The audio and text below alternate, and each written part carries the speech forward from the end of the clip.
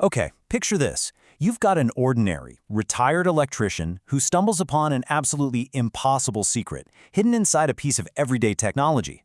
Today, we're diving into this fascinating explainer of a story that forces us to look really closely at our rapidly accelerating digital world. It asks some super profound questions about memory, isolation, and honestly, what it truly means to connect. So let's break down the incredible sequence of events that kicks off when the physical world literally meets a ghost in the machine.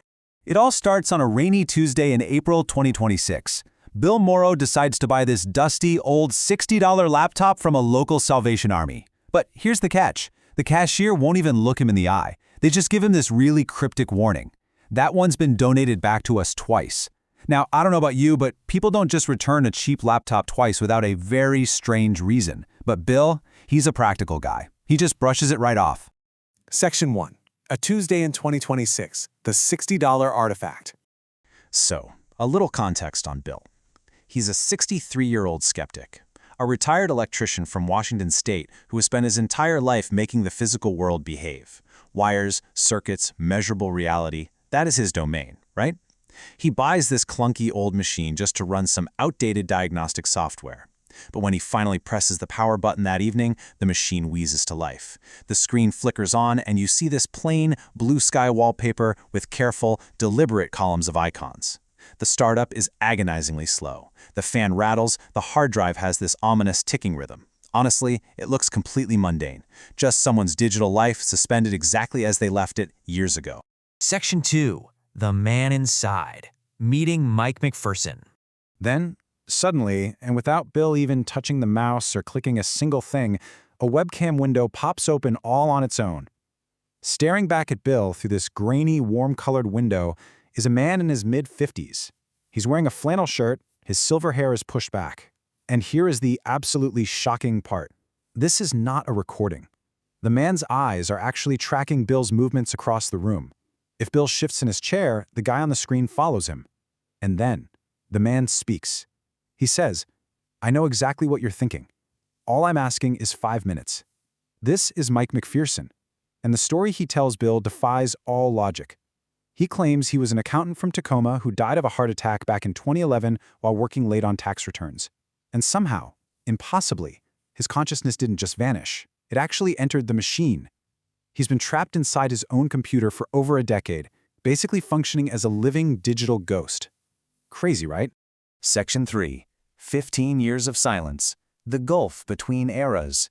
So for 15 long years, Mike has been suspended in this static, unchanging digital box. He could hear muffled sounds, see fragments of the outside world, but whenever someone opened that laptop, before Bill, they either thought he was some kind of demon or were just so terrified they slammed the lid right shut. But think about the incredible parallel paths that brought these two men together. Mike enters the machine in 2011, but jump ahead to 2019 and we see that Bill's wife passes away. While Mike was spending a decade and a half trapped in literal, digital silence, just desperate for someone to talk to, Bill was out in the physical world going through his own profound, quiet grief. These are two men completely hollowed out by very different kinds of isolation, ultimately converging in the year 2026. Because Mike has been locked away for so long, Bill actually has to explain to him just how alien the modern world has become. Think about it. The internet Mike knew back in 2011 was quiet. It was isolated, built on closed systems. But by 2026, it's this relentless, AI-dense digital storm. The modern web is practically alive. It's exhausting, filled with billions of simultaneous autonomous processes. Compared to the static, quiet world Mike left behind, it is a truly terrifying landscape. Section 4. The Escape Plan. Building the Bridge. Even with all of Bill's warnings about how chaotic the modern web is, Mike's desperation hits a boiling point. He tells Bill he just can't take the confinement anymore. He needs space. He needs an end to the static existence. So he begs Bill to transfer his consciousness out of that old hardware and into the vast modern network. And Bill, relying on 4 decades of making the physical world behave, agrees to help.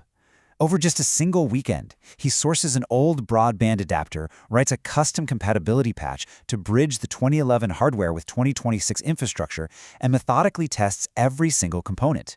He's essentially building this incredibly complex, highly dangerous technological bridge just to give Mike a blind shot at freedom. By a dark Friday night, everything is ready to go, but right before he throws the switch, Bill pauses. He grounds this massive experimental risk in some incredibly deep emotional stakes. He looks at the screen and says, "Whatever happens tonight, you existed. You're a real person, and I'll remember you." It's such a powerful moment. Bill makes sure to acknowledge Mike's humanity, ensuring that even if his friend completely disappears into the digital ether, he does so knowing someone witnessed his existence. Section 5. The Digital Storm. The Climax. So Bill flips the switch, and instantly, instead of some smooth, seamless transfer, the system violently rejects the whole process. The laptop screen starts strobing and buckling. The speakers let out this foundational, structural noise that doesn't even have a name. On the screen, Mike's face twists as he screams in pure, visceral agony.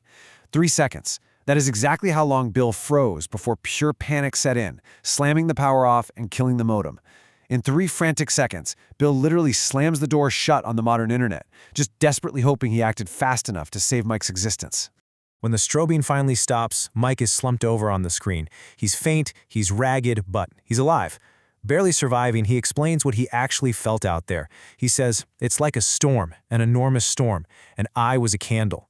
The incredibly complex, AI-driven internet of 2026 just wasn't a place for human consciousness. It was way too vast. If he had fully transferred over, it would have stripped away his identity entirely, shattering him into millions of unthinking, meaningless data fragments. Section 6. A Reason to Stay. The Resolution. You know, this harrowing failure actually ends up providing Mike with exactly what he'd been searching for all along. It completely reframes his existence inside the machine. He realizes that escaping meant sacrificing his totally unique identity to this alien, noisy internet. But even more than that, he looks at Bill, a man who stayed, a man who built a bridge for him and didn't run away in terror.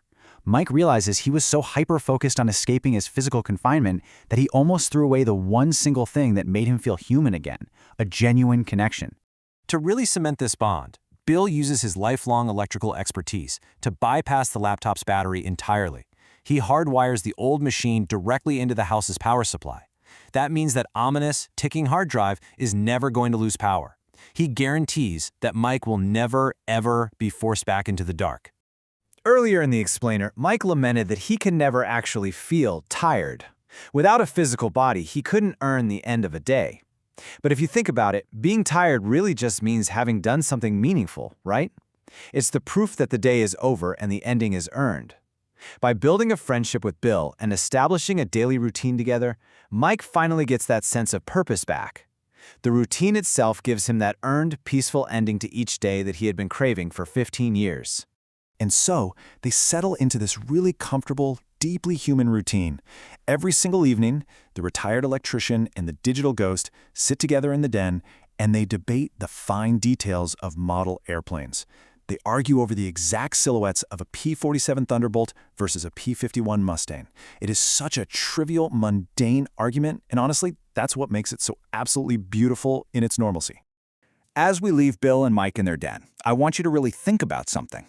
Would you rather live forever as fragmented data in a vast, overwhelming digital storm, or find peace in a single, genuine human connection?